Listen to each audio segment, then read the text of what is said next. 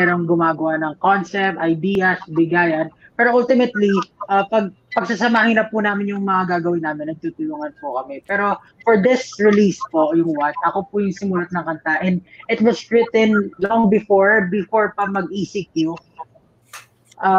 Last year? Last year pa po. During that time po kasi medyo, parang nasa point kami ng life namin na parang ang daming doubts, ang bagal ng pag-usad ng mga ginagawa namin. So, tapos ang dami namin doubts sa sarili namin na feeling namin hindi enough yung mga ginagawa namin kaya ganito yung nangyayari. So, sabi ko, parang naisip ko po na parang kahit na ganito yung ginagawa namin yung best namin, we should be proud of it. Ako, sabi ko po gano'n. Kasi po, yun nga, lagi ko sinasabi, kung hindi mo mamahalin yung sarili mo, hindi mo ma-ipaproject yung best na ikaw sa mga tao. So, ayun po. Yun po nagsimula yung What. Ken, ikaw naman. Paano yung rap part? Ano yun? Si Pablo din ba yun? Or? Yeah. The whole song, he wrote it.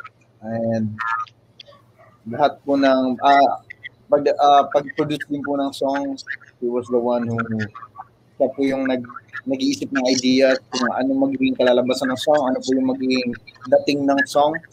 And siya po yung nagsasabi. Always po sila mag-meeting ng producer na from Canada. And, yeah. Tsaka Ken, ang ganda ng message ng song. Yes. Sobra po. So actually po, sobrang naisip ko nga po, napaka-genius. Kasi mostly po kasi sa lyrics po kasi, pag binasa po yung lyrics, hindi siya direct. Ano po siya, metaphor po siya lahat.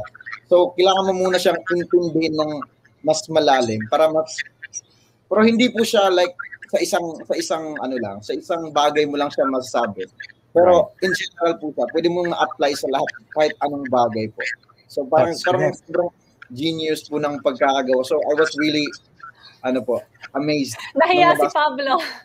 Lyrics po. Hindi po kasi, hindi po ako ganun hindi po ako ganun ka showy kung ano po yung nakikita ko, ano yung nararamdaman ko, but ngayon ko lang sabihin na I was really amazed nung nabasa ko talaga yung lyrics. So, wow.